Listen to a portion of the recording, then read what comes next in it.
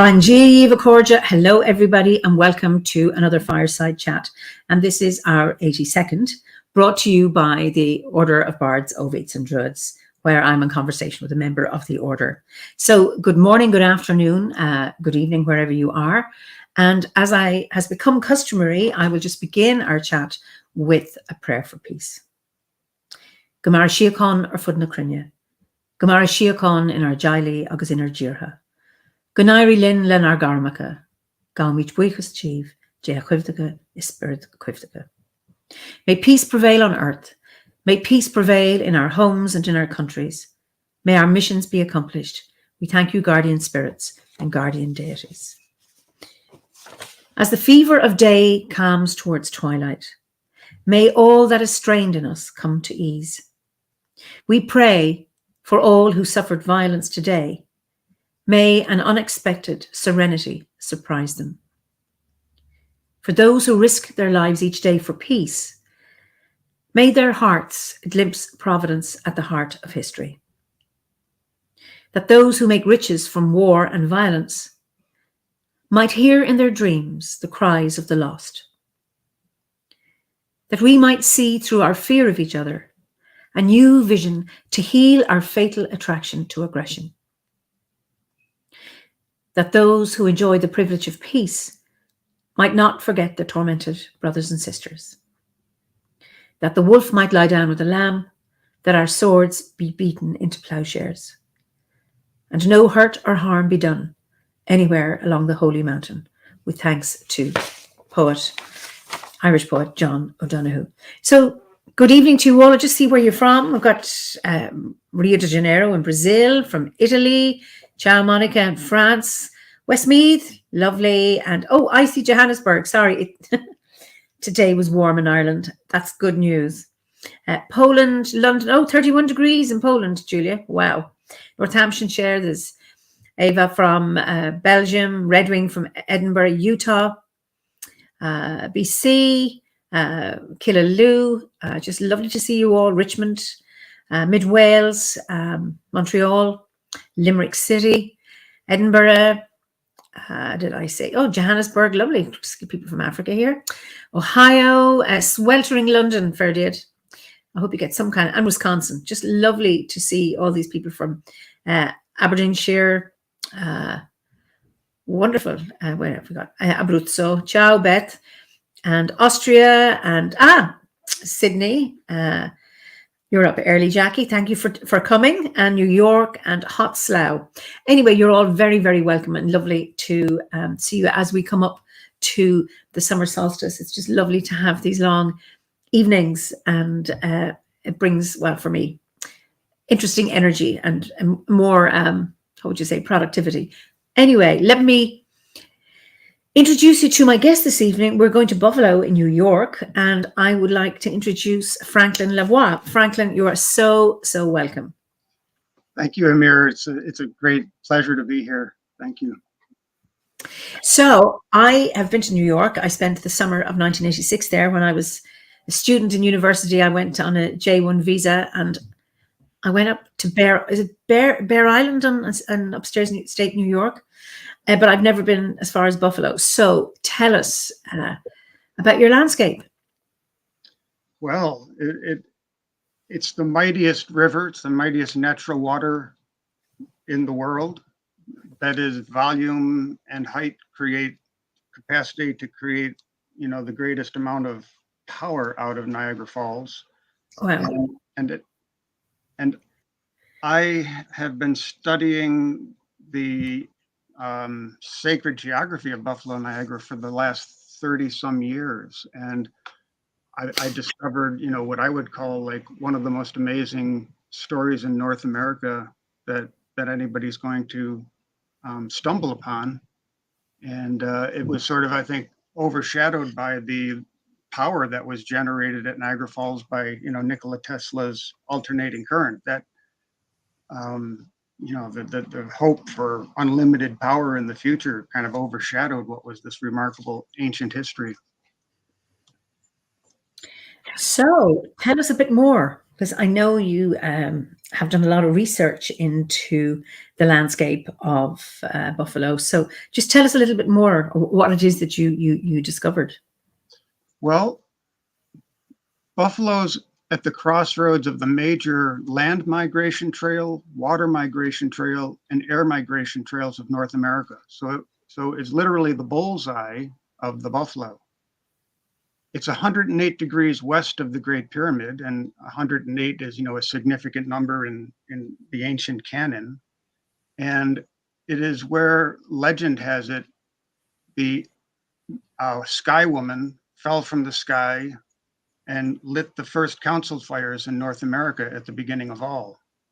Okay. And yeah, so I live about a mile from a creek called the Skajakwita Creek, and her tribal ancestry are the Squaquiho. So Squaquiho and Skajakwita have the same root. And the last of the Squaquiho, who was a contemporary of Red Jackets, they were the two great sachems in Buffalo. He was the last of the Squaquiho, and he lived at the mouth of the Skajakwita Creek. And this group, the Skajakwita or the Squaquiho, it was a matrilineal power structure. Mhm. She was considered the sovereign of North America, the great clan mother, Okay. and the direct descendant of Sky Woman.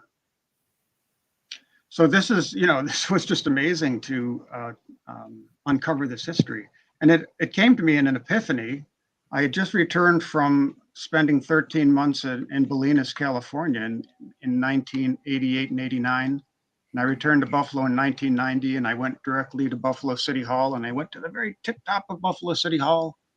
And as I was gazing around on the landscape, I realized this is the intersection of a lot of migration trails or a lot of, roads around Western New York. And then I realized and I knew that there was a dragon legend. I just finished reading 12 Tribe Nations, The Science of Enchanting the Landscape by John Michel and Christine Rohn. Mm-hmm. I read it in California. So, it was like an epiphany. I said, oh my God, Buffalo's on the dragon track. And I went directly to the Buffalo Historical Society, and I began reading the old history books and discovered just, one amazing coincidence after another. And to me, the most astonishing was the fact that there was this figure in ancient times known as, well, the Europeans called her the Queen of Peace, but, she was known as Tecumseh, the fat-faced lynx, or the daughter of Grandmother Moon, Corn Woman, what's her other name? The Wildcat. She, because she had existed for thousands of years, there's a lot of names to go to this figure, and because she was around so long, it's somewhere between a historical figure and a legendary figure and a mythological figure, because it goes all the way back to the beginning. And in terms of the beginning, we're probably now, since Graham Hancock published his Magicians of the Gods, which documents research about meteorite impacts that struck the world about 13,000 years ago. 4 of them hit the North American ice cap, Okay. and one of them right up here north of here in Ontario. So instantly, 2 miles of ice melted, and an unbelievable cataclysm just washed across North America. And it's known as the Younger Dryas catastrophe, and giant mammals disappeared overnight, changed the landscape dramatically. And that's when Niagara Falls was formed. Oh. And there were, previous to that, there were 7 big waterfalls, but not as big as Niagara Falls. But after that catastrophe, as things finally cleared out, they primarily converged into the one massive cataract in Niagara. And we can imagine that is where a lot of the impressive authority of Tecumseh came from, was this thundering falls that you could hear 30 miles away. You could hear it in Toronto. And, this voice of thunder, that's one of the names of Niagara Falls, is the voice of thunder. Wow. So yeah, so that's quite amazing. And I have some slides if you want to take a look at Oh, some I of the. think so. I think people would like to see them. I'll just bring them out from backstage. So, if you can, I suppose, Let me see if I just can do this. a full screen, just so that people can see the slide, and just let me know, our viewers, if that's clear to you. How are we doing? So, Well, it's got a timer here. okay. So here we're looking at Joseph Ellicott's plan for the city, which was completed in 1805. He was working with uh, his brother Andrew Ellicott with George Washington. They were friends of Benjamin Franklin, Mm-hmm. and about 6 years after they had completed the ground plan of Washington, D.C., Joseph Ellicott was here laying out the ground plan of Buffalo. Wow. And so we know that, the ground plan of Washington, D.C. is a very remarkably enchanted landscape in the tradition of the Freemasons, which is in the tradition of, Rosicrucians and Templars and the ancient Western esoteric traditions that comes from ancient Egypt and from perhaps Atlantis or whatever this ancient high civilization might have been before the catastrophe, before this Mm-hmm. meteorite impact 13,000 years ago that raised the oceans about 200 feet overnight. So I was looking at this map for a long time, and that red line is the ancient shoreline. So the water level was higher at one time. The water level has dropped in Lake Erie. Lake Erie, incidentally, is named, it means the Lake of the Cat.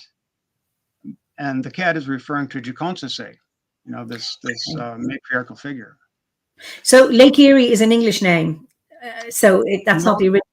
no, Lake Erie is the name of one of the tribes of Oh, the that were ruled by this. It's one of the Iroquois tribes. If we put a compass on Buffalo and we draw a radius of about 250 miles and we draw a circle, that's the Iroquoian language. So Iroquois okay. refers to a language group, and they're surrounded by the Algonquin language, which is a more ancient language. And in fact, Jaconsese comes from the Algonquin tribe, but when she gets here and founds the first agricultural communes, because she's brought the corn, the squash, and the bean seeds out of the catastrophe when she falls from the sky, and she starts the first commune. So as you know, I would imagine what we're talking about is as people are starting to pick up the pieces and put things back together. This figure here is a very remarkably successful and peaceful figure, and so she's successful, and she becomes the undisputed clan mother of North America. If there are any rumors of war, evidently they came here, and Okay. she lit the first. The rumor here is that she lit the first peace pipe, which is just Oh, remarkable. Is it true? Well, we don't know, but it's an incredible assertion. Anyways, I'm looking at the ancient shoreline, and it dawns on me it resembles the profile of a buffalo. So, is it conceivable that 5,000 years ago, long before Europeans arrived, but in a time of history when it seems as though people were getting this, bird's eye view of the world, they're creating, these megaliths around the planet, and they're creating pictures of the heavens on the earth, from what appears to be, something up in the sky. mm-hmm. They're flying in balloons or gliders, or maybe they were having, out of body visions, or maybe they were just experts at map making. But anyway, we see a lot of these um, landscapes that are depictions of constellations, and so it crosses my mind: could Buffalo have been named after this appearance of the profile of a buffalo that is above what is the Big and Little Buffalo Creek, and so that's one possibility. But Joseph Ellicott, seems to have put the bullseye there on the buffalo, if it's true. And can you see the next slide there? Sorry, can we go back? That red line. What's that red line? So that's the ancient shoreline. That's that between the low flats to the left down here is toward the lake, and it's the flats, and up here it's about 16 to 30 feet higher. Okay. So he builds it up on top. In fact, there's one fellow who has the hypothesis that Buffalo is named after the low bluff, right? Buffalo was low bluff, and this would be the bluff. Okay. That's a possibility. Yeah, I have all kinds of theories that I've looked at as to how Buffalo may have been named. One thing's for certain, it's been around a long time, a lot longer than people realize. So here's the next slide. So now I turn the map sideways, and we see that Ellicott creates a radial grid, and Niagara Square has 8 radiants coming out of Niagara Square, and Ellicott Square has 5 radiants coming out of Ellicott Square. And as I was studying it, and these are the ancient names of the streets. Now these streets have new names now, but on this map of 1825, created by somebody named Ball, who was probably trying to create this map as the Erie Canal was completed and people were starting to arrive by the hundreds of thousands and eventually millions, and Buffalo was just growing like a weed. He creates this map probably to try to give people a sense of what it was like at the beginning. Okay.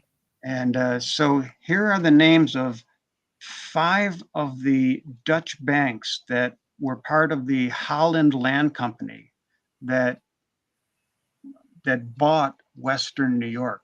And this is one of the biggest schemes, one of the biggest Wall Street, what's the word I'm looking for? Like, this was a hoodwink. They hoodwinked the Native Americans. The Native Americans would never have relinquished the Buffalo Creek Reservation. But through a lot of hijinks and 2 barrels of whiskey that arrived before negotiations and guns held to their head, they relinquished the lands. Later, Red Jacket went to Congress and sued, and he got some recompense because this was considered the most scandalous abuse of the Native Americans in terms of treaties that had yet happened. But be that as it may, what I was saying is that here, coming out of Ellicott Square, are the names of 5 of the banks. So there's the gold coming from the banks, radiating out of Ellicott Square. So what we see here is the sun, a sun rising, and over here, something radiating with 8 lines coming out of Niagara Square. Now, what could that be? Well, I would say that's Venus in the rays of the sun, because Venus rules Taurus, and Buffalo represents Taurus on Earth. Yeah. And here is the Buffalo Savings Bank, which was built around the turn of the 20th century. And we can see the profile of the city is also the footprint of this building. And again, you could imagine that might look like the profile of a buffalo. But instead of the gold dome here is where the eye of the buffalo would be. Carmen says, I don't know what you think, the eye is on a telluric vortex of energy. Yes, it is indeed. In fact, look, it's pointing directly to Niagara Falls. If we follow Niagara, what now is called Niagara Street, we follow this red line, it goes and points directly to Niagara Falls and the setting of Vega, the harp of Lyra, which is one of the birds of Rhiannon, but it's pointing to the setting of Lyra the harp. So this thunder in the distance, this resonating power point, in fact, the most powerful hydro spot in the world, is in a direct line down this street. So she's exactly right. Yes. And you can definitely feel the energy when you're at Niagara Square, which is here. Now, I put queen, I put the queen's chess piece there because she's the most powerful piece on the board. She can move in 8 directions, and there are the 8 directions she can move in, all of these streets that converge on Niagara Square. Interesting. I thought it was a lighthouse, and with a lighthouse, the light goes all around. So it's really, yeah. And her crown is exactly where Buffalo City Hall sits, and Buffalo City Hall was designed as the lighthouse of and it was designed after the lighthouse of Alexandria. It was completed in 1932, but it was started in 1927, and it was supposed to have a steam stack like a volcano on the peak of it. And the steam was supposed to illuminate 4 searchlights that would be in the 8-dome glass pyramid on the top of it, so that it would have a star shining over the Great Lakes in homage to the lighthouse of Alexandria that shone over the Mediterranean Sea in the cult of Isis. Wow. So here we have the cult of Jukhonsase, the Earth Mother, and an homage to her. Wow. Yeah. Now, the big question that always comes up is this something planned by the esoteric stream of the Freemasons and Rosicrucians, or are we looking at an event horizon in which the imagination and the soul of people is informing them unconsciously to create things that will be recovered in the future by, people who can recognize what they've done? I mean, this is the great question. Can we answer that? I don't think so. I'll go to the next slide. So we're now we're looking again at Ellicott's radial grid, but now I mentioned how Ellicott Square could represent the sun, the rising sun. It's flanked by the street called Eagle and the street called Swan. Wow.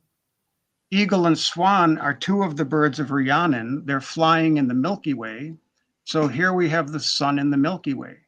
When is the sun in the Milky Way? Well, this is what the December 21st, 2012 Mayan prophecy is all about. When the winter solstice sun conjuncted the galactic center, this would be the beginning of the new Baktun, the new 1/5 of the 26,000-year precession of the equinox. Okay. And here it is, marked on Buffalo's landscape. I mean, it's just remarkable, and of course, I'm reading this symbolically so people can look at that and see absolutely nothing and argue rationally that I'm just fantasizing things. But if we look at it as a poet and as a mystery, we can say that's a remarkable coincidence. Yeah, absolutely. Now, where does the Crow come in? It's another name of a street. And, it's also one of the constellations that are up there in the vicinity of the Summer Triangle. Okay. And it's related to it's also connected with the cup that is the cup of the Holy Grail. And, Uri Leach, phenomenal druid, brilliant scholar, brilliant artist, has written many books on the enchanted landscape around Glastonbury and the mystery of the Holy Grail being buried in the Glastonbury tour. He reveals that from the tower where Catherine Maltwood lived at the time that she discovered and was working on the Glastonbury Zodiac, sitting in that tower and looking at the tour, the constellation of Crater, the cup, sets behind the tour. So that's the Grail cup hidden in the tour. It's the Grail in the sky. And esoterically, what we're looking at is, as the Son of God is on the cross of time and space, and he's been pierced by the spear of fire in the lungs of air, and the blood is turned into the waters of life, pouring down to sanctify the earth now as the home of the Creator in the new age. Magdalene is down there with the cup, catching the waters of life. She is the Grail, but she's also there. Like both of them are practicing the what would we say? Turning their blood into the holy blood without, going through this outrageous injustice and persecution. They're not complaining, they're not whining, they're not pointing fingers. They're going with dignity and with patience and with mercy for the people who are doing this to them. And she belongs there. And so she's the creator that is setting into the tour. It's the divine feminine, um, which is the imagination, is the soul, the instinctual, the emotional.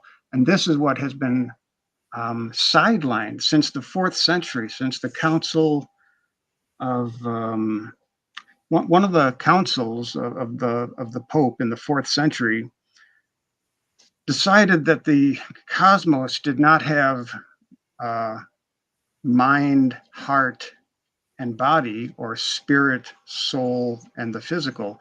They decided that the heart could just be like, let's put that over here and ignore it. It's just mind and matter. It's just body and mind. And the soul has just been ignored. And so here we are at the moment in history for the reemergence of the divine feminine and the recovery of the soul and the coming to terms with what the imagination is. That yes, it's full of problems. It's full of deception, inflation, deceits. Nevertheless, it's part of the fundamental field. It's literally how we are entangled with matter, and it's the far more ancient brain.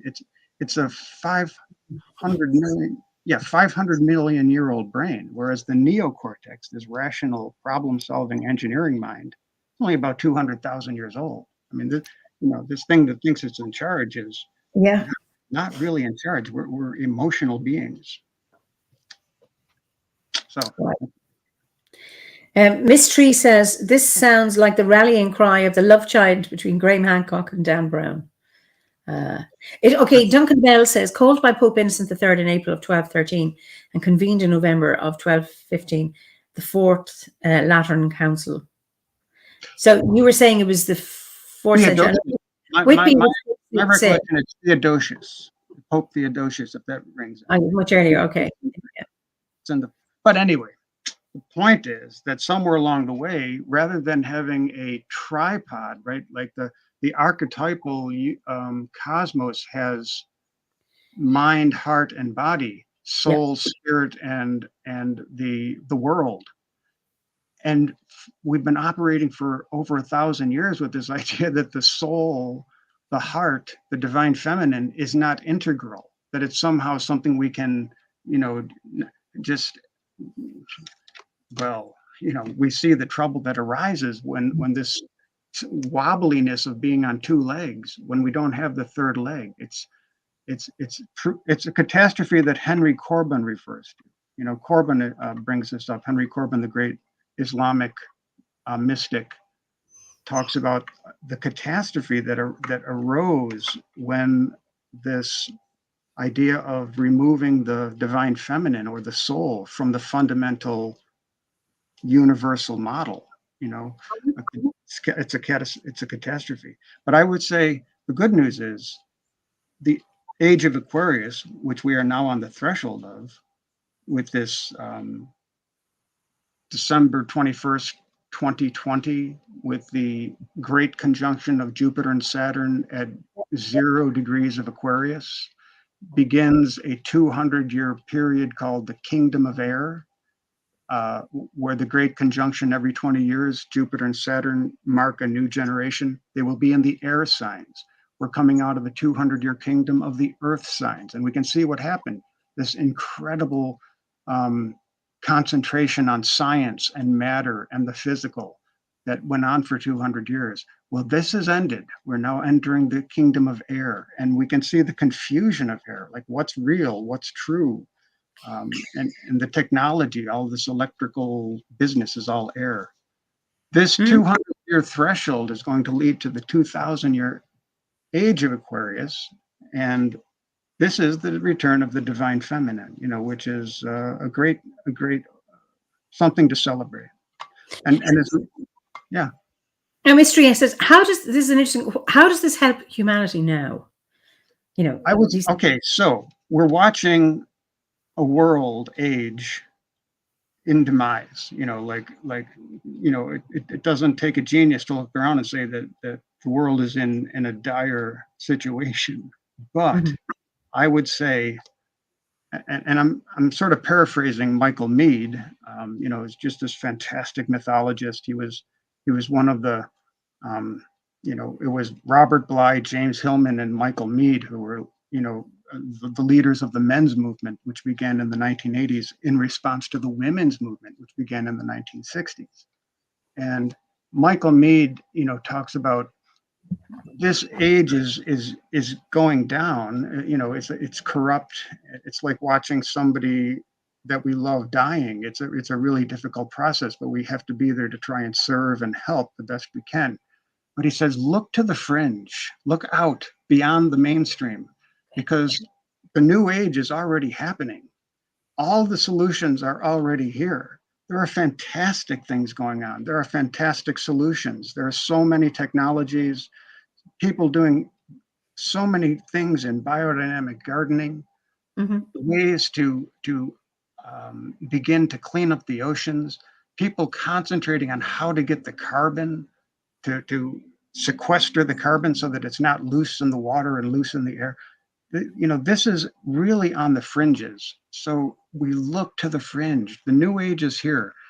Don't get so absorbed in the mainstream, which is an old age that is going down.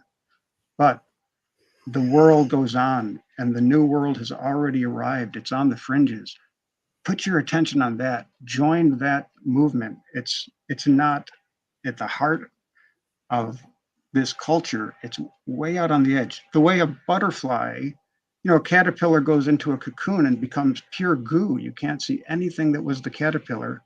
And when the butterfly emerges, it forms on the outside first, and then it slowly becomes the butterfly from the outside. And finally, the spine, is formed at the core, and then it emerges from the cocoon. And I think that's the great metaphor to think of what's happening in a new age, that it begins on the fringes and it slowly materializes, takes form as it reaches the mainstream. And that will take a while, but have faith. Yeah, Patricia Santini quotes Arthur O'Shaughnessy, "For each age is a dream that is dying or one that is coming to birth," which I think that... And just Hannah says that we're all starting to think, and because obviously we're coming into the age of air, which is around, so much of it stay in your heart, get out of your head. But we also need to be able to think critically and discern, reflect, challenge ourselves, challenge narratives, think outside the box, like you say, look to the fringe, look to the edges for what's out there, I think is a very, very important one.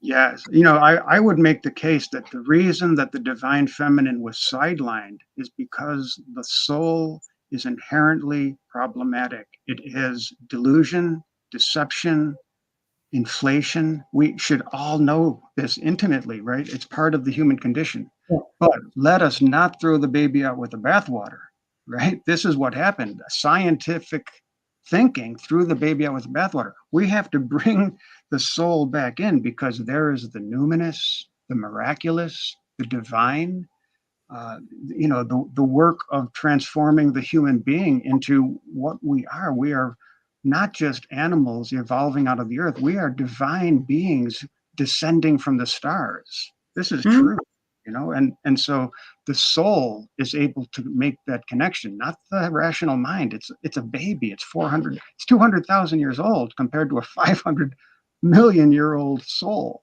We would be foolish to ignore the soul. It's at our peril. We have to recognize it's problematic. So what do we need? We need discernment. We need tolerance. We do. And it's interesting. Meggie says, Coughlin, she's in Canada, and true, something major is happening, not just in our climate and world, but within each of us. We need to prepare because we have been pushing it aside. Yeah. Back in the 1980s, I took part in so many rituals in which the idea was we're going to achieve enlightenment overnight, and the whole world is suddenly going to be transformed into a new age of paradisal relief, and this is over. This is an inflation. This is what we're talking about. But what will happen at these rituals when a miracle can happen is that somebody will be restored. Somebody's vision will be awakened. Somebody's heart will find its meaning, and they will move forward into the new age. So one person at a time, we will wake up, and one person at a time, we will arrive understanding what we were incarnated here to bring forward, and we will start bringing it forward. And that's how the world will transform. One person at a time, knowing why they came into the world, and then doing that. Yes. Patricia Santini says, I always like Terry Pratchett's idea of humans as the place where falling angels meet the rising ape. Mystery says that I wouldn't throw science out entirely, which I don't think you were suggesting. Oh, no, not at all. The rational mind as well, which is where discernment is. Yes. The goal is now about balance, bringing intuition back. Yeah. The problem is that the rational mind has become hegemonic. Right? Yeah. It's like it doesn't want to hear anything about the imagination. If we start talking imagination or mysticism, it becomes haughty. It closes its mind. It doesn't look through the telescope, right? Like Galileo is showing them planets, and the church refuses to look. Well, science takes that attitude of like they don't even want to hear that there's something other than the physical, rational. I'm not knocking it at all. It is, Steiner says that we had to see the gods retreat, which is to say we needed to allow the divine feminine to give us the freedom and this incredible concentration of the rational mind into the physical world. Has all these gifts. I mean, look at the technologies. Look at the, we're going to the bottom of the sea and finding relics. We're going into the depths of space and discovering, just unbelievable things with this technology. However, the planet is, like the 6th great extinction. And a lot of things would not have been allowed to take place if the heart was in the room to say, listen, this isn't wise. Yeah. We can do that, but let's slow down. Let's go carefully.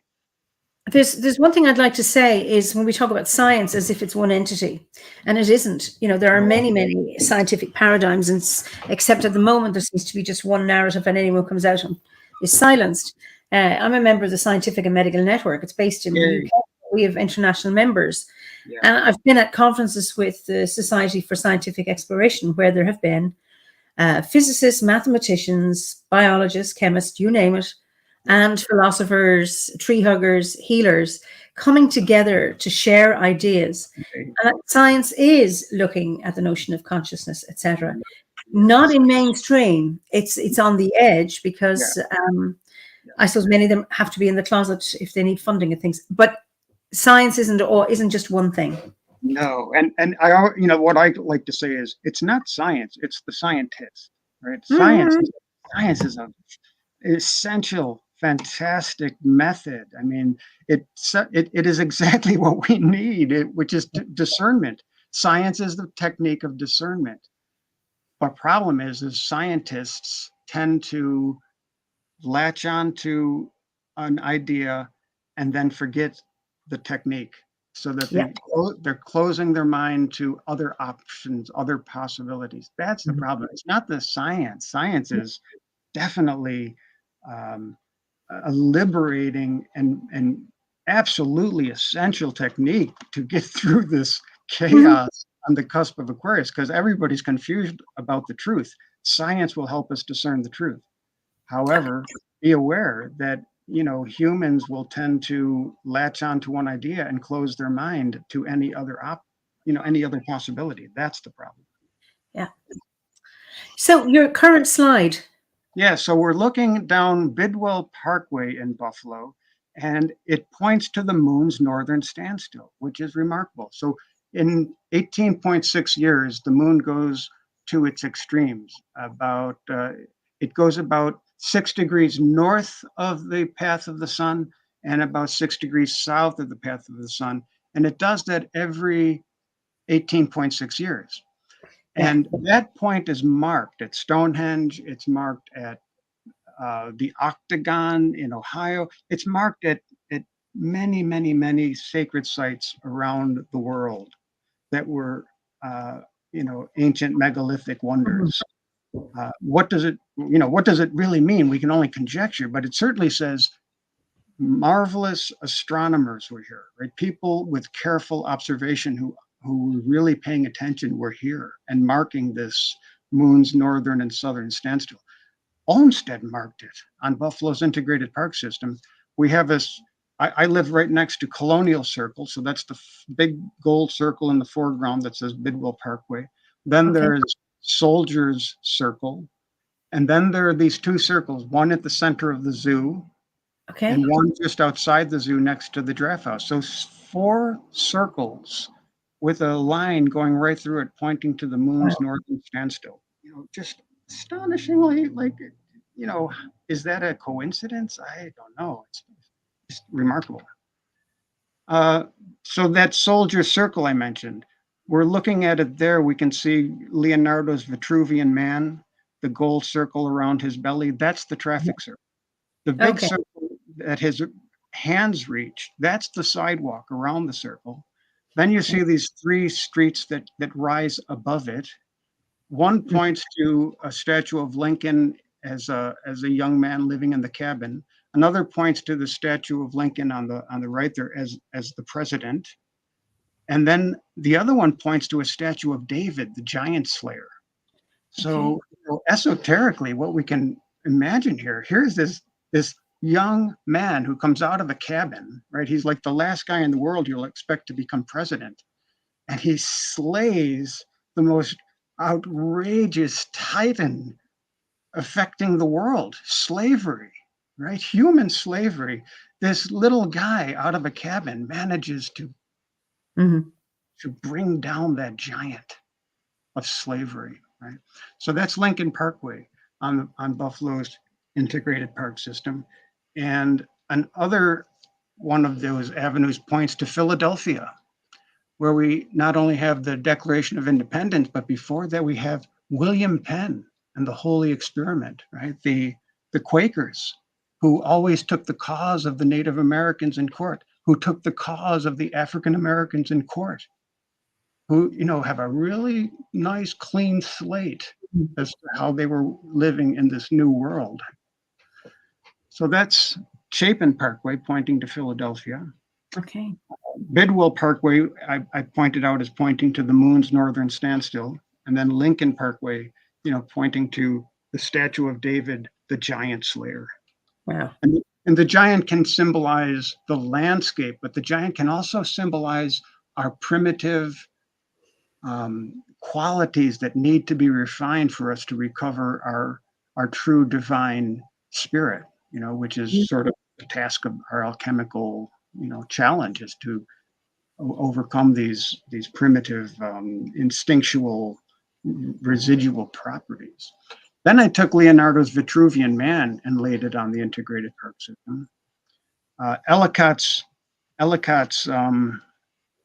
radial park grid is down here at his feet. So his foot is on Niagara Square. His head is between the Bidwell Parkway, Chapin Parkway. That is the triangle we've been looking at Soldier Circle. And his shoulders are, these 2 circles, what is Bidwell and Gate Circle, a shoulder's width apart. His hand pointing right to the Niagara River, another hand pointing right to what was Squaw Island, and that's named after Tecumseh, the mother of the nations, the daughter of Sky Woman, the first human being who brought forth the human race and lit the first council fire here at Buffalo. So Vitruvian Man seems to fit into here like a glove. That was remarkable. Here we're just looking at the Soldier Circle. 144 degrees here, is the angle of the pentacle. And we know the pentacle is the geometry that the planet Venus sweeps out. In 8 years, Venus passes the sun 5 times. And if we chart that on the horoscope, it creates a perfect pentacle. And the angle is 144 degrees between any of the two points. And that's swept out here on the integrated park system. Look at how his hands reaches across Potomac Avenue to the sidewalk circle, 666 feet.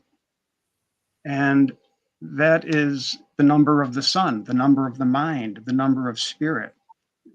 Science, that's the number of science. And it was stigmatized by St. John because if it's not mediated by the heart, if it's not integrated with the divine feminine, it's a dangerous neighborhood.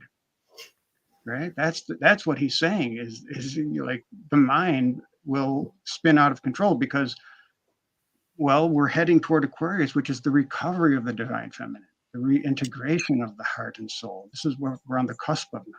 This is what we're seeing. Women arising with incredible strength and beauty is exactly the medicine the world needs.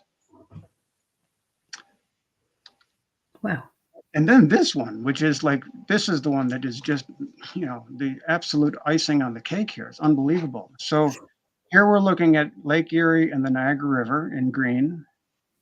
In pink, we have the circles of Olmsted. There are 7 circles on Olmsted's original integrated park system. Niagara Square, that's a residual of Ellicott's grid. Then we have Symphony Circle, Colonial Circle. This is West Ferry Circle, Colonial Circle, Soldiers Place, and Gate Circle. And then up here we have Agassiz Circle. So I wanted to know, I'd already figured out that there were human proportions. Now I wanted to say, how does our landscape giant compare to the landscape giant in Egypt, where Robert Bauval working with Graham Hancock, and in a book with Gilbert, The Orion Mystery, published in 1994, shows that indeed the landscape of Egypt is a giant map of this region of the sky known as the Duat, which the Celts would call the winter hexagon. This would be Gwion, and the ancient Egyptians called it Osiris, and we call it Orion. And the belt of Orion are the Great Pyramid, and the Nile River is the Milky Way. And it says it right in the pyramid text, but they thought it was poetry until they discovered, oh, wait a minute, it's not poetry, it's literal. The bent pyramid is in the position of the eye of Taurus the bull. The bent pyramid, which the Egyptologists tell us was a failed pyramid, turns out to be a geometric fusion of hexagonal and pentagonal crystallography, which means matter and life fused together, because hexagonal geometry is flat, and you tend to see that in crystals like quartz, but pentagonal crystals are like DNA. The pentagonal crystal of DNA, it's life itself. So much more sophisticated possibility here in what the bent pyramid means, and it's the eye of the bull. So if Buffalo is indeed Taurus the bull, there we are. So anyway, if we pan back, we see here's the Milky Way. It's not lining up with the river, with the Niagara River, right? Okay, so that doesn't work. However, if we pan back, now I made the dragon track that goes from Skellig Michael to Mount Carmel, 1,200 miles across Europe, runs down the east coast of North America, but 400 miles west, it goes exactly parallel to the water migration trail that comes through Western New York. There's 2 portages on this water migration trail, one at Niagara Falls and one about 30 miles from Buffalo. You walk 10 miles to Chautauqua and get back in your boat, and then you get to the Allegheny, Ohio, and Mississippi rivers. So this is the major water migration trail. It is exactly parallel, which means that Buffalo's landscape figure is exactly like the one in Egypt. the major water migration trail of Africa, which is the Nile, and its relationship to this landscape figure built by the ancient Egyptians is exactly like the one that Olmsted created here in Buffalo. Wow. It's like did he do that consciously, or was this like beyond the event horizon, his higher aim inspiring him? We just can't answer that. The Hidden Diamond. So this is Olmsted's integrated park system from Niagara Square to what is now Martin Luther King Jr. Park, to Soldier Circle, to LaSalle Park. This, when Olmsted created this, Buffalo was all the rage. Buffalo became really popular during the Civil War. The prisoners of war invented baseball, and after the war, it became the national rage. And so Olmsted created the diamond in the park. But look at Olmsted's integrated park system. Here's Niagara Square. Here's Symphony Circle. Here's West Ferry Circle. Here's Colonial Circle. Here's Gate Circle. Here's here's Soldier's Place, and here's Gate Circle. So we have six of the 10 Sephiroth exactly in alignment on the integrated park system. And I'm working to try to get them to put some of these other circles onto the grid. Wow. Well, now perhaps Buffalo's hidden diamond isn't just that baseball diamond, it's the diamond Vajrabhati, the philosopher's stone. And then there's this. This is on Olmsted's integrated park system. I'm tracing lines that are all on his map. And what I see here is Horus, who is also known as the Bull of Heaven. He's the son of Osiris. He's the one who defends his father after Osiris's pieces and Isis becomes pregnant and gives birth to the son of Osiris. Now we have the return of the king, in a sense, and the new generation, and he defeats Set. And here is his portrait on Buffalo's integrated park system. Wow. Really fascinating. And we were looking at the line that points to the moon's northern standstill. It goes right through the pineal gland, the third eye. Wow. So then we come to Tecumseh, and I've done these paintings, and in ancient times, if you came through Buffalo and it's on a major migration trail, like I said, it's the major east-west land migration trail comes through here. You'd have to decide if you wanted to get across the Niagara River, you could go around the lake and it would take you 1,000 and more miles out of your way, or you'd cross the river, right? Which is that great line of the I Ching, crossing the water. So Buffalo was this place where you had to do a powwow to decide how to proceed. Are you going to go by land, or are you going to cross that water, which is 16 miles an hour? It's a really mighty river, and it's no small risk. But there was this spot in the Black Rock that made this 90-degree angle so that there was an eddy that you could steady your boat in. Okay. So that created this, this sort of natural harbor idea. And then there's Squaw Island, and I believe, that this is very much like the Isle de Cité in Paris, which was when the French Revolution was won and the Freemasons were developing the new city of Paris. The legend was, and what they believed was, that Paris was named after Isis. It was Par Isis, by the temple of Isis on the Isle de Cité in the Seine River, which is across the street from Notre Dame. And I think that Squaw Island in the Niagara River is very much in the tradition of the Isle de Cité, that it's a canoe-shaped island. The Isle de Cité was known as the boat of Isis, which is also the vulva of Isis, right? Like the birth canal of Isis. And I think the same thing is here in Buffalo, that Squaw Island was named after the Squaquijo, the mater familia, the mother of the human race, as she was honored here. Wow. And here we see the Niagara River. There's the Here's the voice. There's Niagara Falls that creates this mighty roar you could hear for 30 miles. Wow. This is the whirlpool. But look at, here it looks so much like our alimentary canals, the voice box and the trachea. And it's the neck. The Taurus, if we look at a medical map of the stars and we compare it to the body, Aries is on the head, Taurus is on the neck. And one of the translations of Ongiara or Niagara is the neck. And another one is the voice of thunder. Wow, wow. So there we are. Absolutely wonderful. Absolutely wonderful. Wow. Yeah. So you must be tired talking. Someone wants to know, do you have a channel or a website? Well, you can. I don't do much with it, but I have something called Puppet Wagon, and my name, and I'll certainly answer anybody if they email me. Okay. Do you want to put contact details up? Are you happy to share that if people wanted to contact you? I think I can do that. Let me see here. I can do it for you here if you just tell me what to do. Yeah, I'm going to come to the end of this. We're going to find it.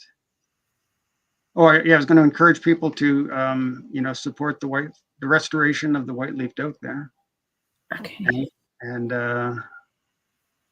because I wanted to take a break from the talking, and there you are. Okay, people can see that. Well done, thanks, Franklin.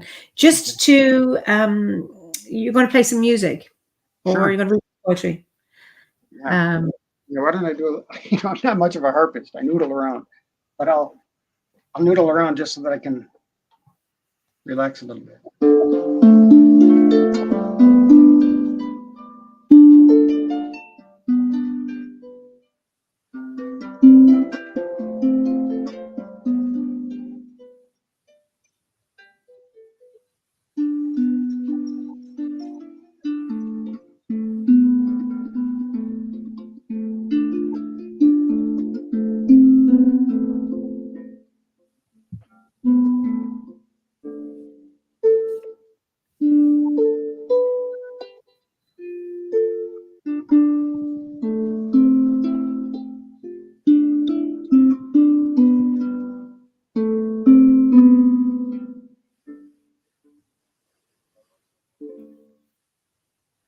That is beautiful. Now, I don't know if you can, because you're a very interesting character. You dress as a tree. You're an artist as well. We've seen a little bit of your painting, and I know you have some others. Yeah. Was it Ellen of the Ways? Am I right? Yeah. So I think it'd be lovely to see some of your work if you can get it up. Or whatever you'd like to talk about now. Are you seeing the Ellen painting now, or do we have to go through? It's not available to me. You need to share it. Okay, let me do this then. Okay, we'll share it again. Share, screen share, window. Here we go. Oh, and then share. And there you are. From the current slide. Is that good? That's it. Lovely. So through this. So I joined OBOD. I was part of another sort of mystery school, and I met Claire Gerard, who just completed her degree as a druid in OBOD, and we just became fast friends, and she became like my muse and inspired just one of the most incredibly creative periods of my life. And so Yuri Leach, who is an incredible wizard and druid, and he has a group online that I would recommend everybody to check out called the OM Grove on Facebook, the OM Grove, OGHAM. And he has started a 20-volume series of books that he plans to finish in 17 years. And it's each volume represents one of the fuse or one of the letters of the tree alphabet, the Om alphabet. So the first one was on Bech, or the birch tree, which is sacred to Ellen of the Ways. And being the beginning, it has to do with the beginning of human culture when we were hunter-gatherer nomads. And Ellen is this archetypal figure which we see appearing through the historical record, the archaeological record, but more recently, she has really reemerged in a very strong and significant way, along with the reemergence of the divine feminine here on the cusp of Aquarius. So I did a whole series of paintings on Ellen of the Way, and it starts here with Ellen in the autumn. And, now these reproductions are not great. I wish I could show you the originals because they're much more detailed. But she's looking down the long straight track where we would find standing stones in long alignments. And here is Claire talking to a little lamb, and here I am hobbling up the trail. Okay. And then we get Ellen coming through the birch forest, and a lot of her deer family are poking their heads out in the background there. Wonderful. And here she takes off her skin for a little while and bathes in this sacred pool where Bridget's bird is also at home. Yeah, and a lot of there's a lot of little details in the birch forest. And then we have Ellen sort of bringing some food to some of these creatures. We don't see it down here as a little fox and a little turtle, and she's bringing water to them. In the distance, there's a white heart, and that's the galaxy behind the white heart. So, a kind of spiritual homage to the. She's Ellen of the Ways, and the Milky Way, is where the trail reaches into the sky, and that's one of the great metaphors of our ancestors. When people finished their trail in this world, they went on to the Milky Way to make it back to the happy hunting ground, or the spiral castle in the sky. Just before you go, there's a question: is the title a tribute to Robert Kirk's Secret Commonwealth of Elves, Fauns, and Fairies? No, but I love his work. Yeah, really, and it appears in the Gwyrs, in the Bardic Gwyrs, which was a real treat. And someone suggests you should make an oracle deck. Oh yeah, thanks. With your beautiful creations and wisdom at home. That's beautiful. That idea has come up, and Claire has definitely encouraged me along those lines. Something like an oracle deck on sacred trails, I think, is what I'd be inspired to do. My name means the way, so it'd be like, sacred trails. LaVoie means that? LaVoie, yeah, the way. Oh, okay. So this is a curious depiction of Ellen with a unicorn horn, or narwhal horn, and she's in a sacred pool here, and big serpent. I mean, this one's really strange and mythological. This is my favorite.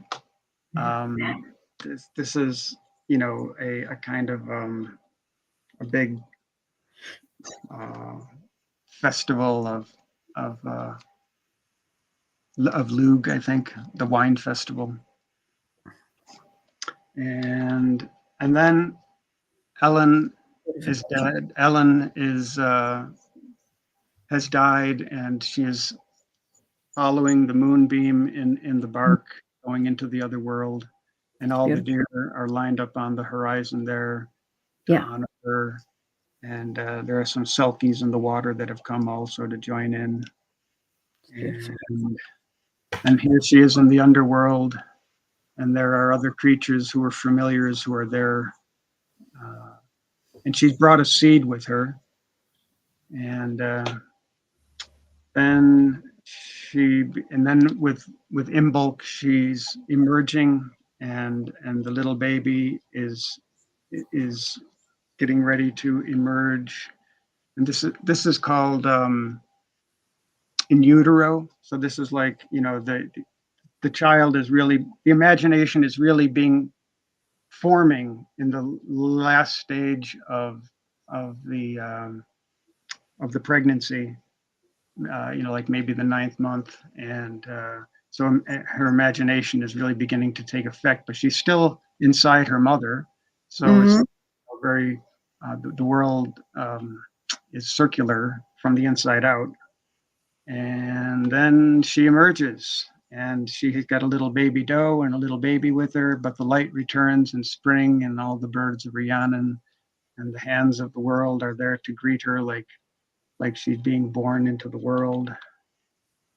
And then we have the incubation. She's got her with her inner child, and with all the support of her family and all the druids in the background. She's ready to go into incubation. And that brings us to the apotheosis, where she becomes a divine being who transcends life and death and becomes an eternal being, so that she goes from the underworld up into this world and up into the celestial realm, right into the singularity, and then back again. Well, the Garden Muse says you need to make this into a book. Oh, good. Okay. How big are your paintings? Pardon? How big are your paintings? Oh, these are pretty small. They're about 10 by 12, most of them. Some of them are 11 by 14. Some of them quite small, and you have so much detail. Yeah, they're very small. Yeah, I'm very much into detail. This is the Well Maiden. Just go back to the one there. You've just tell us a bit about the other one, the previous one, that one. Yeah, so this is Bridget, and this was done for volume 2 of the Voices of the Grove, which is Uri Leach's 20-volume set that the Grove, the Ogham Grove, is, I don't know how many thousands of members, and every year he opens it up to people to contribute paintings and poetry and stories and sculptures and jewelry. And the second letter of the alphabet is Zeus, the Rowan, and it's Bridget. And so this is Bridget playing her harp, and here's Bridget tending the sacred well, and she also looks like a white hart.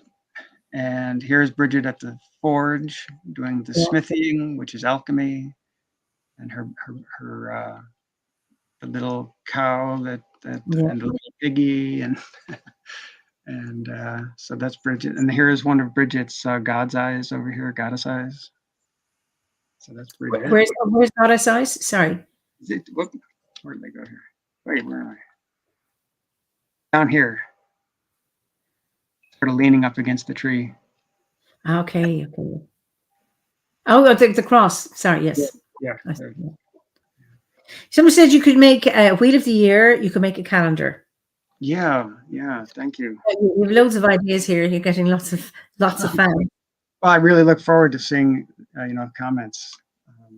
Much appreciated. So this is the Well Maidens, and this was a painting. So all of these paintings I've done since I joined OBOD, and it was sort of being very much inspired by Claire. Claire was just outpouring an incredible amount of beautiful artwork, and I was doing the most creative burst in my life. And this was more about the underworld, and this was like shadow work. And this was what's interesting here, and you can't really see it, but if you spent a lot of time and studied this picture, you'd realize the whole thing is built on human figures. It's just ubiquitous everywhere. There's little figures that are actually making up this painting, but you have to study a long time to start to see them. Otherwise, they're all hidden. And then this is the third volume of Uri's Voices of the Grove, and so this was the alder, and this is Gwern, the son of Branwen, the brother of Bran, and the second book of the Mabinogion, which is a enormous tragedy that Shakespeare turned into King Lear. She's the daughter of Lear, the god of the sea, and I have I have a long article that's in that volume, which I really need a lot more time to turn it into something like art, but it has a lot of interesting ideas that I really entered the other world for 3 days, and I wrote about over 30,000 words in 3 days, and then I took about 3 weeks to try to make it comprehensible and something that was people could make sense out of, and so that's there in the third volume of The Grove, which just came out about a month ago, I think. But Okay. I highly recommend it. It's excellent. So this is Branwen. She's teaching a starling to talk, and this starling will fly across the Irish Sea to England to inform her brother that she's being abused. She's married this Irish king, and they've tossed her into the kitchen where she's being beat up every night. So rather than piss and moan, she befriends a starling and heals it and teaches it to talk, and she does the things that you would do in order to keep your wits about you if you were in a bad situation. And so Bran comes over and brings an army, and they free Branwen, and there's a big apocalyptic battle, and he is shot by a poison arrow. He tells the 7 survivors to cut off his head and take it to the islands. One of them is Anglesey, I think, and he'll entertain them. And eventually they spend 80 years with this head, and then eventually they have to take it and bury it at the White Hill in London. And this is where the legend of Bran's head buried under the Tower of London, where the crows are, because the black crow represents Bran. Yeah. It was Arthur who dug it up. This is the Battle of the Trees. So here we have the cauldron, and you can see the fuse, the 20 fuse in here, the letters. See this, yeah. But what's sort of going on is just this, it's like the potion in the cauldron has just opened the third eye, and the imagination just begins to flood with images. And so you can just like enter into this painting and just find the images, one merging into another, and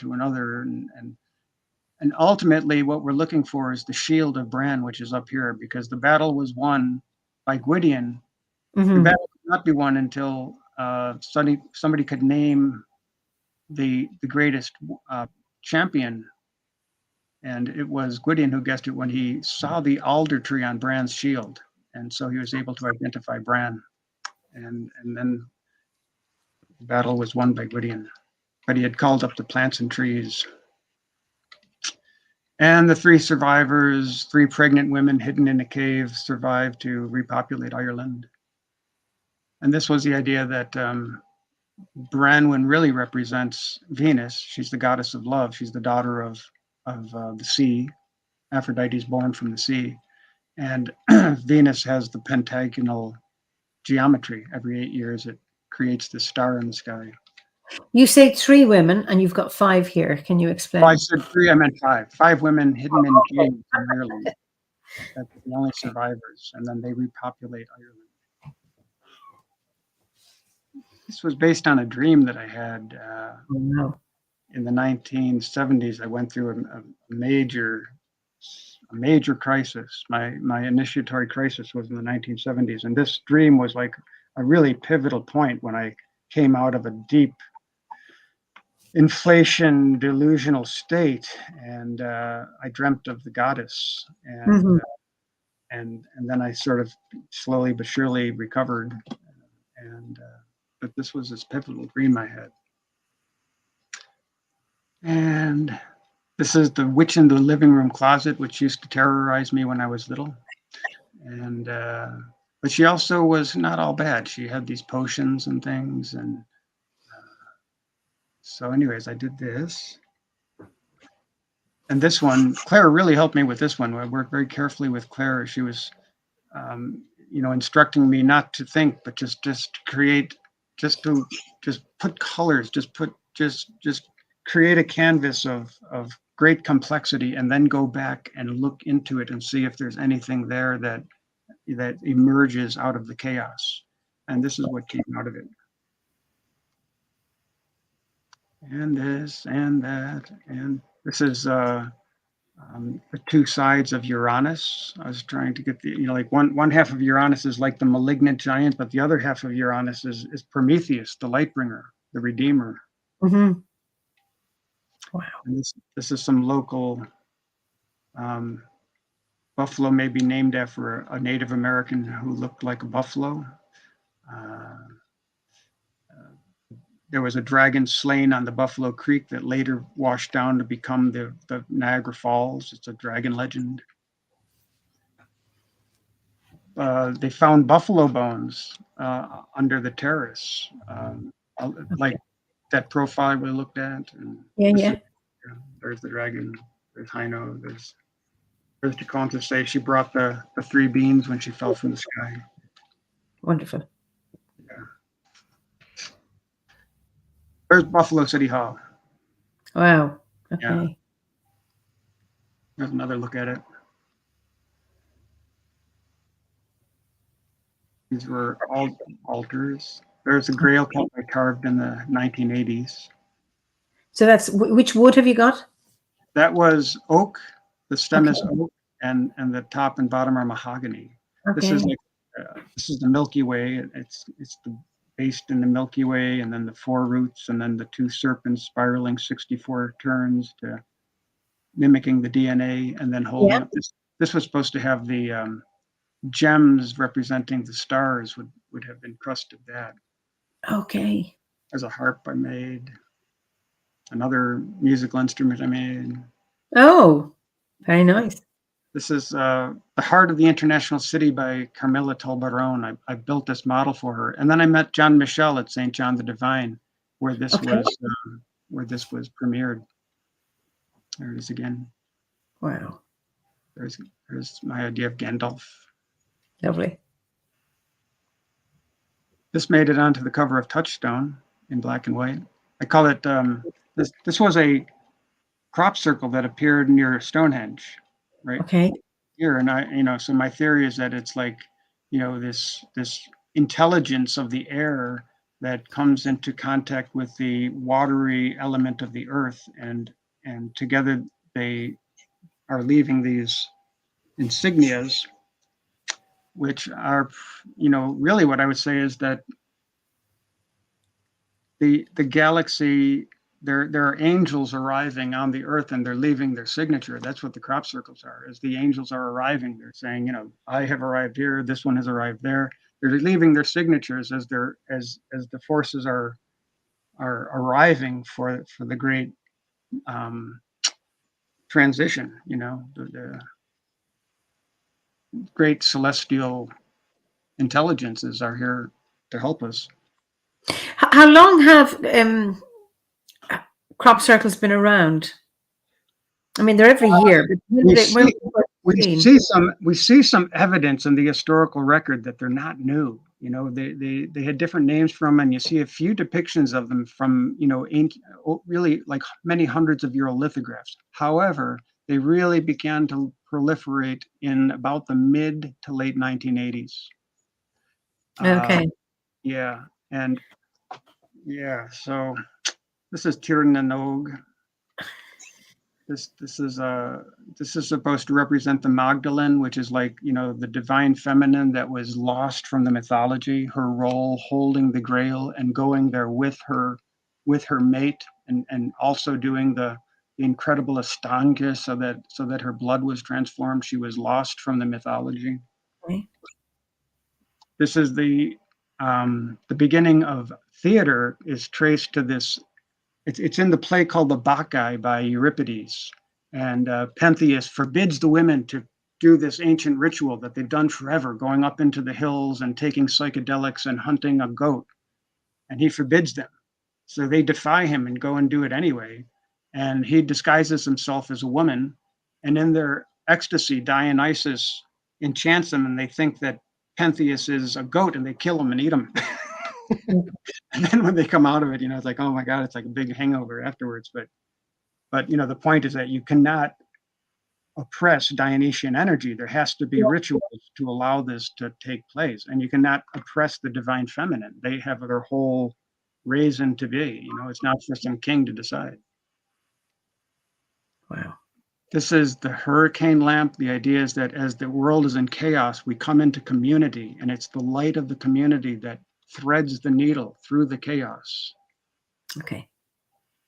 And this is also the divine feminine. On the bottom, you can barely see it, are islands, but that's the submerged divine feminine, which is just beginning to come out. And again, it's the spiritual light that is the divine feminine that cares for the divine inner child, right? To care for the divine inner child, we have to become in touch with our divine feminine. Wow. And there are angelic beings who are coming to help this transition. It's a big transition. This was inspired by Nicholas Rorick's Mother of the World. I did this one. You're talking about transition, and yet we hear there's a record of crop circles back as far as 1678, where the devil was meant to be growing. There we go. Yeah. It seems to be. What do you think? I mean, is it one transition? Is this transition taking hundreds of years, or does it represent the turn of the year? As there's always some transition within the year. So what do you think? 12 ages. 12 ages. They're 2,160 years each, unless we get a 13th one, in which case they're about 998 years each. But 12 ages, 2,160 years. So it's when the archetype of the sun, which is the radiant core, the heart, when that dies and a new one is born, right? As that archetype of the sun, an age, like a solar dominant that has dominated for about 2,000 years, when it becomes degenerate, it's no longer relevant and functional because things have changed, and there's a new archetype is on its way into our community, into the heart's community. There's a big apocalyptic tension between the old and everybody hanging on to the old, and the new, and the vanguard trying to, it's like bringing a baby into the world. It needs a lot of tender care and caution, and it's a very dangerous moment if it's not done well. So this happens 12 times in 26,000 years. And so that's the transition. We're at that transition now between the age of Pisces, which is dualism. It's the fish, the souls of the feet. One of them is very materialistic. One of them is very spiritual.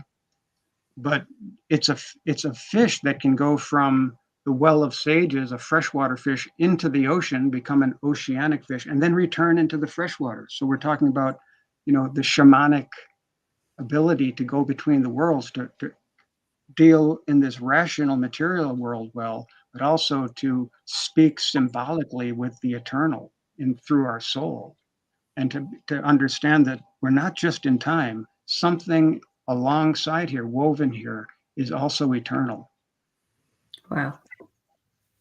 So here is this energy is weaving itself into the physical world, but they're really bands of energy like music. But these archetypes of the divine child, the divine Christ, and the divine feminine are, in the mandala. These are really the ruling archetypes of the human spirit. This is Asclepius, or Ophiuchus, serpent bearer, and his children, theater, homeopathy, panacea, and hygeia. And again, there are crop circles all over here, and right. You have to look for them. And this was a star map I made representing not 12 but 13 periods. Okay. And why 13? Because the 13th is like the sphere at the heart of The cube octahedron, also known as the Merkaba, is a 13th sphere nested in 12. So that 13th represents the primordial, the ancient golden age. So even though we have all these 12 ages that are happening in time, they're really all held together by a timeless and eternal golden age at the core of them. And anywhere we are, when we look, we can find that, the eternal principles are always there.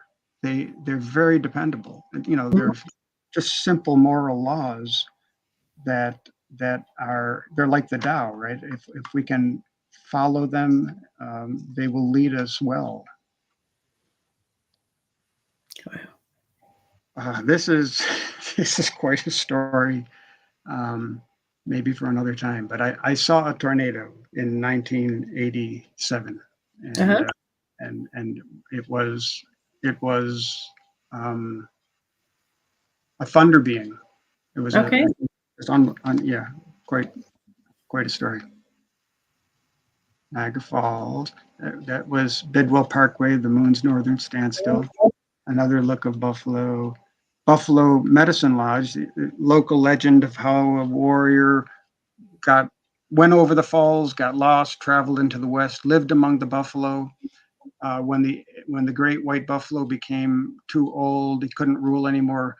This fellow sacrificed it, and like you would take care of an Egyptian mummy, he took care of all the buffaloes, everything. Nothing was wasted.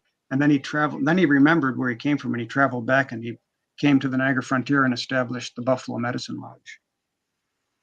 Ah, okay. I did this in 1976, and it's incredibly prophetic. This is all about the transition into the age of Aquarius. Okay. And here's the return of the divine feminine coming from the Pleiades. Okay. Which is on the back of Taurus the bull. Yeah. This is supposed to be Michael and the dragon is the what do they call that part of the brain that is the part of the brain that is like the amygdala that deals with fear. And so to slay the dragon, he's contemplating, how to cope with fear because it's not out there. You deal with it inside. It's the amygdala, isn't it?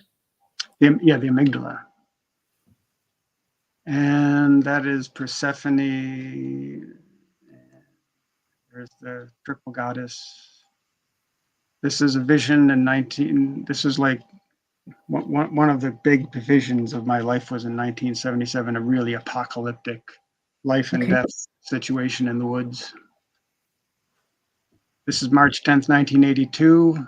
I was 8,808 days old, and I rose out and saw the galaxy. I saw Mother Father Galaxy, and they heard Nagasaki and Hiroshima, and they were sending a cavalry of angels. And it's that cavalry of angels that are leaving their marks as the crop circles because they are here to help.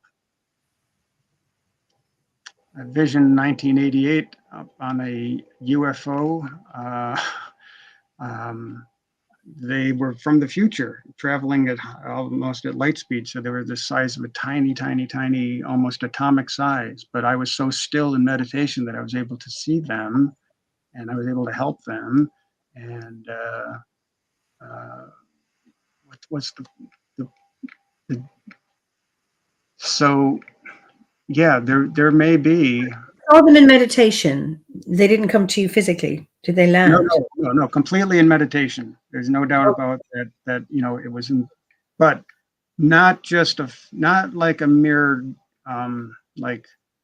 there's the imagination and then there's the imaginal. This happened in the imaginal realm. This was like one of these things where you're wide awake and the dream comes on so strong and so lucid that the big effort is not to jump up and start, pronouncing, I've been to the other world. It takes a monumental effort to stay still and concentrate and don't get too excited. So you met this character here. Yeah, this was. The horns. I was primitive. These beings were from the future, and they had gotten caught in break in the fabric of space-time, so their ship wasn't operating. And then I appeared because I was sitting there perfectly still for like 10 hours. I didn't move. And it was excruciating pain, but the pain was driving my imagination deeper and deeper into these states of imagination. And I had these jet black horns, and they said, this guy's primitive. He still has faith. He can get in there and do what we're not able to do. And I went in and I moved these giant dodecahedron crystals back into place so that their ship would operate.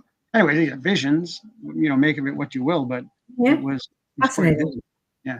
So when I have visions, I paint them. Right. I honor the vision by painting it.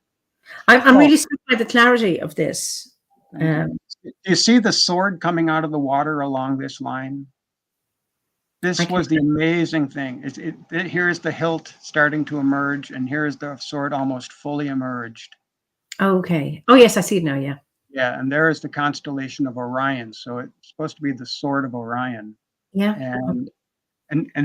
So, yeah, this is what I would say about this vision was the discursive mind is like creating ripples on the water of the imagination, and we are caught in this is like Plato's allegory of the cave. We see the ripples on the surface, but if we can still the mind and literally not have the dialogue causing all of the vibration, and just enter deep stillness, suddenly the water clears and you see under the surface into the other world. And it was just an astonishing realization that this other world is there that, is being interrupted by all the noise of my dialogue.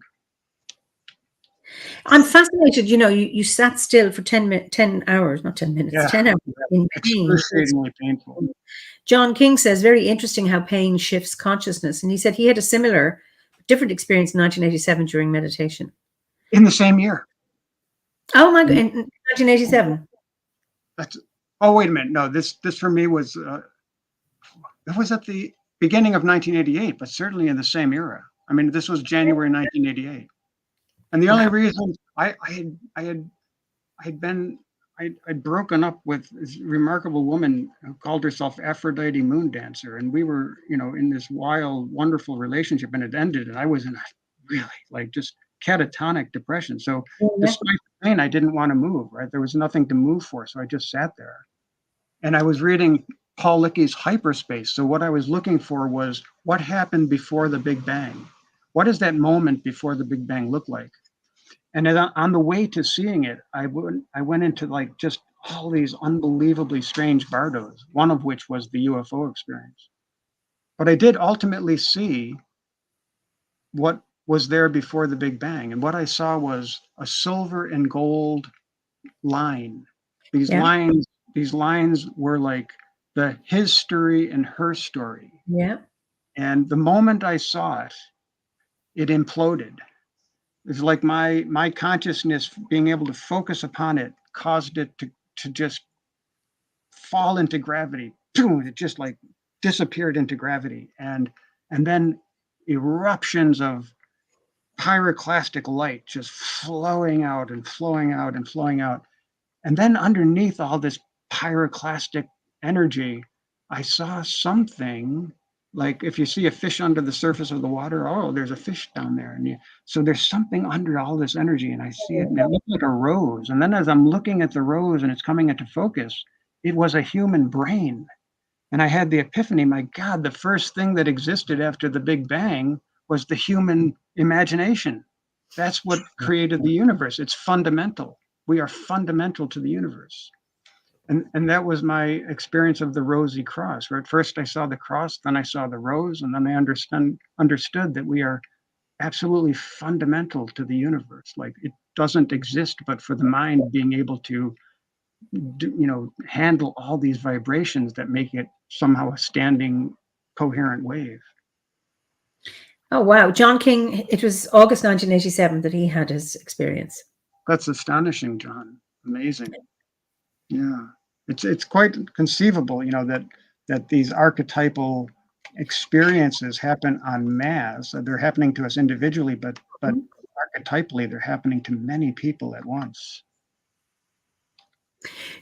So that, just go back to the other one with the scythe. What's this? Saturn. Yeah. And he's an agricultural god. He's also he castrates Uranus. So I showed a painting earlier, and I talked about the malignant side of Uranus, like this,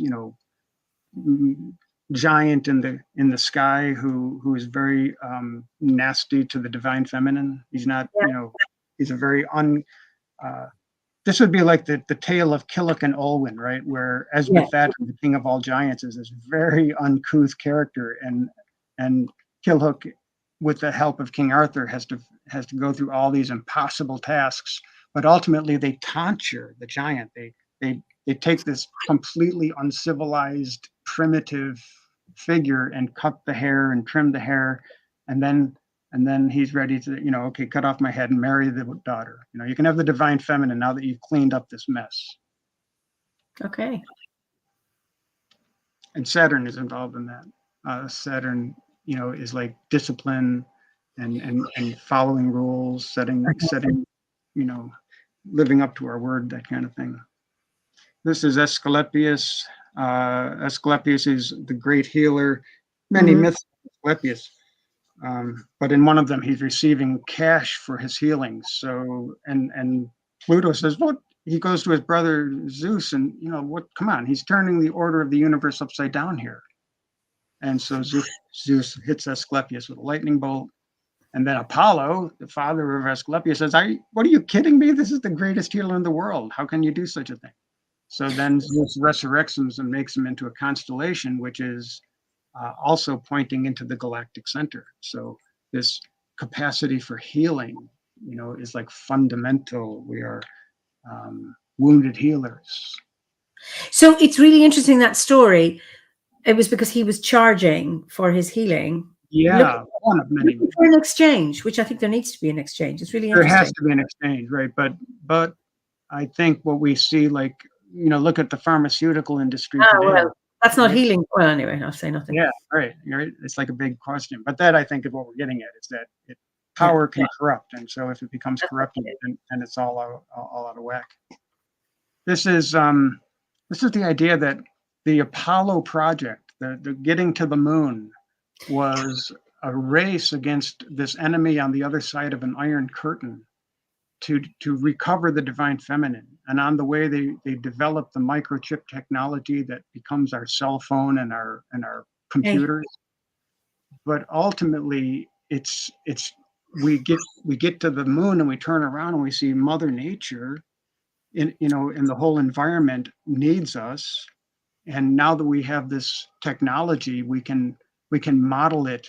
And that is the point. It's like we raced to the moon because we needed this technology to model the mess we're in so that we can begin to recover. And we have these incredible machines that can model what we need to understand in order to help recover. Just Anne Beer says, August 1987, when my first child was born very early and I nearly died, I had a near-death experience, including an intense vision of the world beyond, which I can still remember. What an extraordinary month. Beautiful. And that was August 87.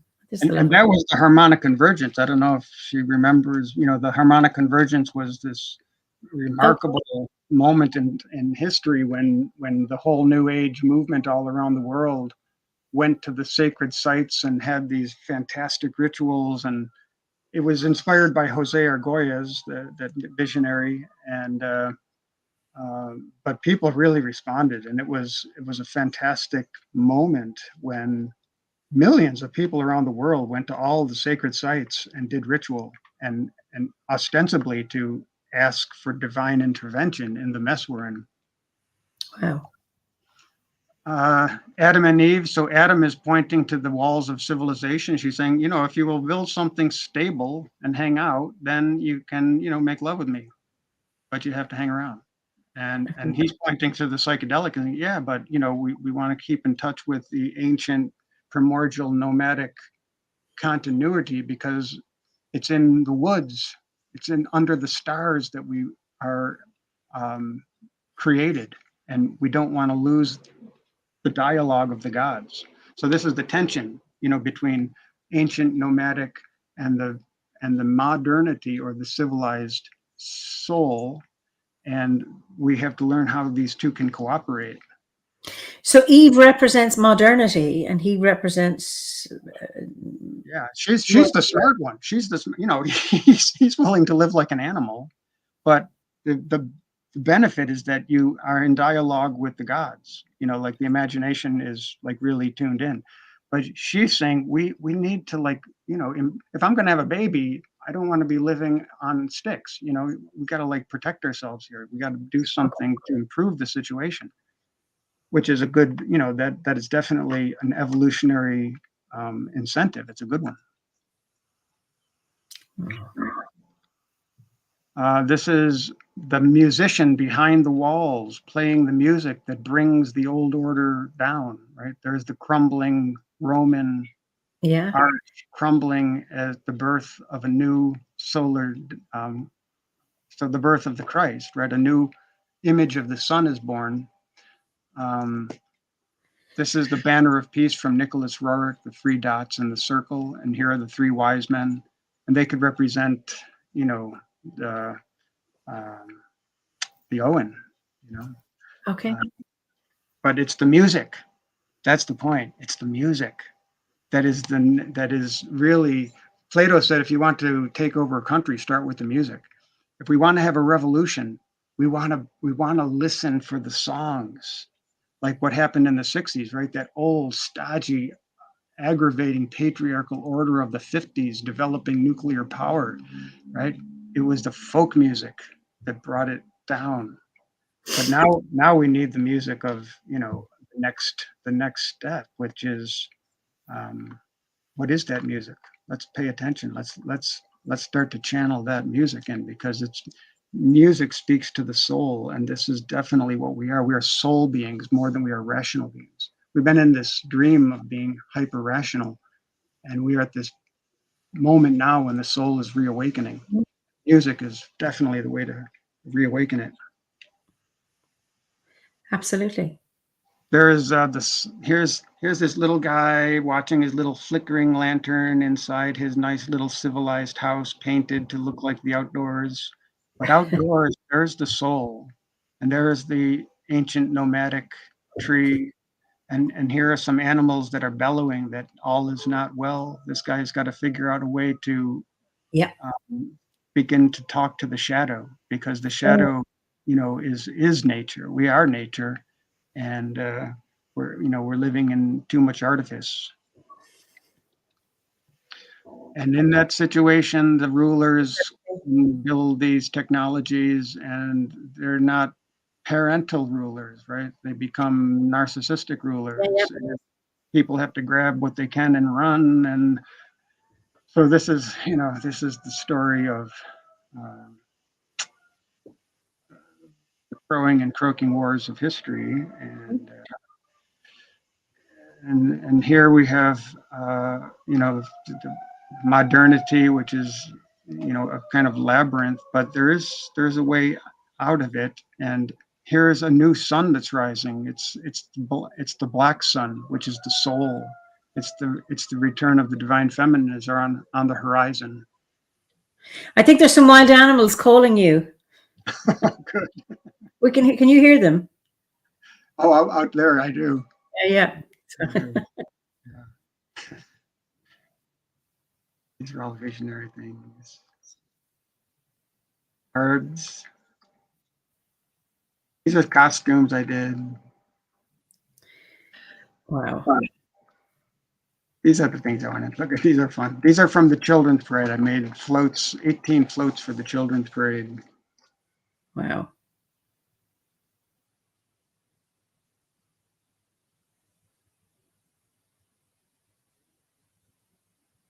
Now talk about this. Just go back. Yeah. Oh, thank you. Yeah, this is my favorite. So this is the nest of the Platonic solids. This is, I was just talking about this last night. Like, if we want to talk about art and the principles of beauty, we're talking about balance and harmony and proportion and the golden mean. And this is the very essence of it. At the heart of it is the octahedron, the the 8-sided, 12-edged octahedron, then 2 tetrahedrons, 2 3-sided pyramids that interpenetrate to create the Star of David in 3 dimensions. That forms a cube, the 6-sided cube. Then we put gables on the cube and we have the 12-faced dodecahedron. And then we extend those lines into space and they intersect to create the icosahedron. And there we have the nest of the Platonic solids. And these are the geometries which define how forces find balance. So they're literally ubiquitous from the subatomic to the intergalactic. This is how energy becomes matter through balance. And to, these are really the principles of beauty. The universe is extremely beautiful because it uses these principles of balance. It has to, otherwise it'll just evaporate into space or it'll just contract into a single point and disappear. To become a standing wave, to exist as matter, it has to find these principles of balance, and they're literally beauty. I mean, there's literally beauty rules creation. So, and this is the way to demonstrate it. So each one of the shapes had a different color set of lights that were going through all of these patterns of twinkling. So they would fade in and out, and it's just like, this was my favorite thing I ever made. Wow, just beautiful, beautiful. Wow. Just to come back to your look at that. Okay, your skeleton there. Yeah. So Earth Day 1991. I made the skeleton with Babaji Wiz in Bolinas, California, who's a phenomenally beautiful man, great artist, and we just got along really well. And we made this skeleton. It danced with the Grateful Dead one year. They took it on tour. After that, I took it to Earth Day in Washington, D.C. in 1991 and set it up and danced and we led a big dance in the Earth Day celebration there. But it wasn't on the mall. They wouldn't let us set it up on the mall. I had to take it down after this picture. But we did have a great time. It was a great time. It's brilliant. I just want to go back to this. Carmen has a question about your solids. Do they protect the Earth? They are, yeah. I would call these the archangels. I mean, these are principles, right? Do they exist? Well, they're literally like, molecules will form according to the Platonic solids.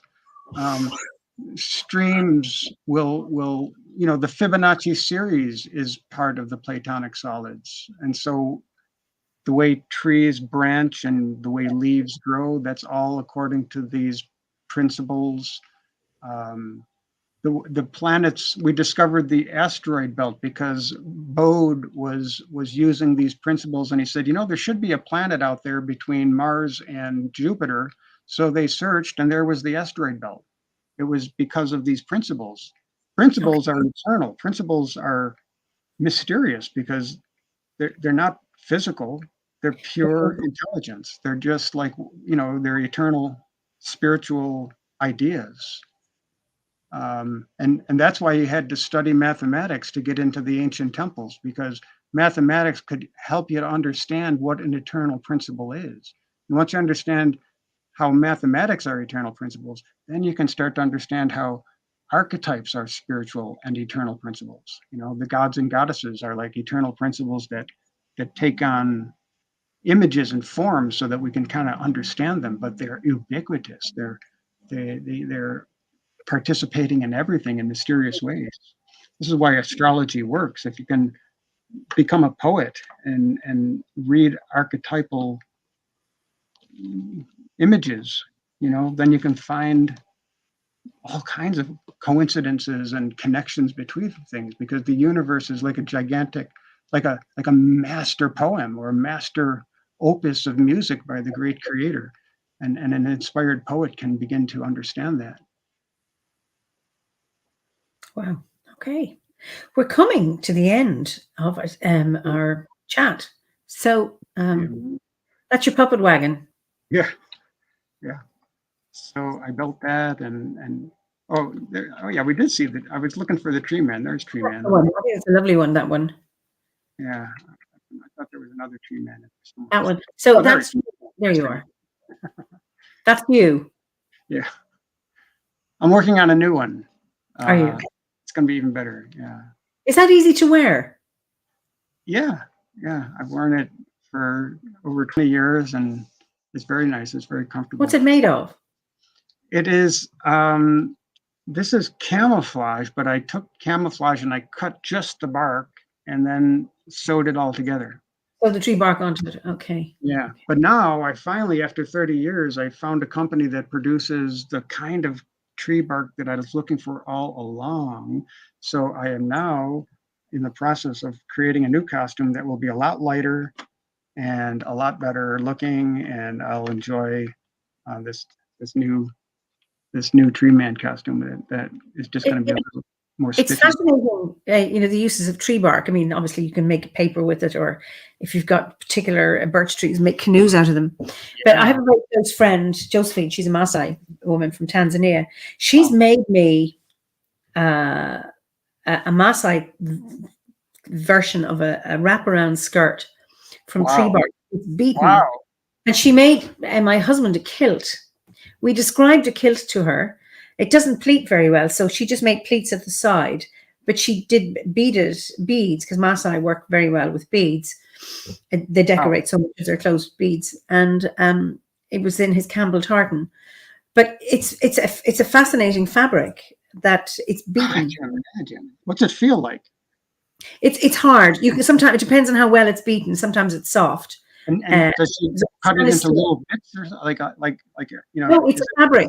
It's you buy it in meters. Wow, I love it. And the Maasai, what a great tribe. I mean, I've seen pictures. Now I don't know if the Maasai use that tree bark. She happens to be Maasai, but she discovered, she started making things. She's very creative, so whenever there's an event or a wedding, they always make a new something, and it'll be maybe modern fabrics or like this tree bark. I'm working with that to beat it using old ways, but blending the two. So that's not their tradition. They would have traditionally worn skins, leather, and then they moved on to fabrics. Do you get to wear it? Have you worn it out? I wore it for our 10th wedding anniversary. That's why she made it. She sent it over. But when I've been to Tanzania, I've worn it for special events. Yeah. Wow. What brought you to Tanzania? That's really. Well, I've been to Kenya first because I had decided I would go to Africa to save the world when I was 4. No, I wouldn't go when I was 4. I decided when I was 4. Yeah. I went when I was 22, and I met my first husband there. And then I went to Lesotho in Southern Africa, and I was there for a few years. And I came back, and I set up a private practice. But there was a development study center who needed a psychologist to do some lecturing. So I went there for a year, and I stayed there 27 years. But in 1994, we set up a pilot course in Arusha, Tanzania, set up by a former student, or in collaboration with a former student in a training center, a pilot study a pilot course in development studies. So I went there every year for 20 years to teach, and it finished in 2014. But it moved from then it was accredited, it became a certificate, then a diploma, then a BA. Anyway, so that's what I did. That's amazing. To have such a strong connection to Africa, that's pretty. Yeah, both Kenya, Lesotho, and Tanzania. Yeah. Yeah. Wow. Nice. Very nice. So we need to end, but who's this now? This is the muse. This is Claire Gerard. Beautiful. Great painter. Yeah, great painter. I bet you love that painting. Poet. Wonderful. And really, I call her a well maiden. She's really so connected to the landscape. She travels all over her take a compass. I don't know. She goes down to Glastonbury. She goes all over Britain and goes to the sacred wells and sacred places. And she's really lovely. Brilliant. So my final question I always ask is, look at you, we could be here all night, but we have to end. Is what is your favorite season of the year, and what is your favorite festival? On the wheel of the year. Yeah. Traditionally, it was always the autumn. And I used to grow horns in the autumn. now that I'm, in my 60s, I think it's maybe spring, May, barefaced and gentle. I love May, Yeah. but, it's so, they're all, I wouldn't want to miss Yep. winter. I wouldn't want to miss the summer. So, but I'm gonna, and then traditionally it's always been Halloween, and Yeah. I've done a lot around Halloween. I try to rescue Halloween from what Hollywood did to it. Yeah. I don't think Thank you. Hollywood did to it. I love the whole Earth tradition and the spirit and the connection to the ancestors. I think is really fantastic around Halloween. Yeah, sound seems to be, from my guests, I think it seems to be the most popular. I like, but I like all of them. I never come up to a ceremony and or a festival and go, oh God, it's this now. We have to do it. It's like, oh yeah, I'm looking forward to this one. And what's magical, we have a new one to go to, and something's happening in the landscape that's different. And it has evolved from the last time we were together in a circle. So, and then we have the solstice. Solstice is next Tuesday, but we have our OBOD one online on Saturday, 7 p.m. Okay. UK time. And then I have my own one here in my grove on Sunday. Oh, good. So and it's always wonderful to be able to have this and be in community in a circle and being out in nature. It's just wonderful. Being part of OBOD has been so nourishing, such an uplifting experience. I just have really thrived in this bardic grade. It's been, and I'm working on my review so I can move on to my ovate grade now. It'll all take its own time, Franklin. There is no rush. Yeah. This is everybody's journey, and I'm certainly, your bardic talents are just incredible. So, well, Eimear, what a treat it has been to get to talk with you, and thank you so much. This was a spoil. I feel spoiled with all of this lovely attention, and what a spoiled but not ruined. Okay. I hope we get to talk more. I would just love to hear more. Well, you were absolutely fascinating, and people love this journey through Franklin's wondrously creative visions of his universe. It's fascinating. It's been so interesting, Franklin. I love your paintings. And actually, Patricia Santini said, in response to your character inside with the green and blue walls, I don't know if you're familiar with the poem by Tom Hirons, "Sometimes a Wild God." Yes. Yes. And she said that's what this character inside needs, a wild god to come into the kitchen. Right. Absolutely. So Sandy says, a really insightful, interesting chat. Thank you both. Many blessings. This has been wonderful. Thank you both so much. Many blessings. I'm going to send your slides back, and you can say goodbye to people, but don't disappear. I'll just send you backstage while I'm saying goodbye. Okay. So if you say goodbye to everybody there. Thank you. Many blessings. Happy summer solstice. May the sweet blessings of the year go with you. Great. So I'll see you in a few minutes because we're going to read the comments. So thank you for joining us this evening. I hope you enjoyed this. I mean, there was so much. My head was spinning. It was absolutely wonderful. There's no end to Franklin's talent. So it's great to hear your comments as well. And I see people came in late and missed it, but you can watch the recording. So I look forward to seeing you this Saturday, if you can, at 7 p.m. UK time, where we will have our Alban Hevin ritual online and on the same platform. And in the meantime, be well and enjoy the virility and the energy in the landscape and the long evenings. I'm sorry to those of you in the Southern Hemisphere, in New Zealand and in Australia, where obviously it's colder. But I know in South Africa, when I lived in Lesotho, there wasn't much difference between day and night. But anyway, I look forward to seeing you on Saturday, if you can join us. So in the meantime, I'll see you next week for another Fireside Chat. So, slán go fóill.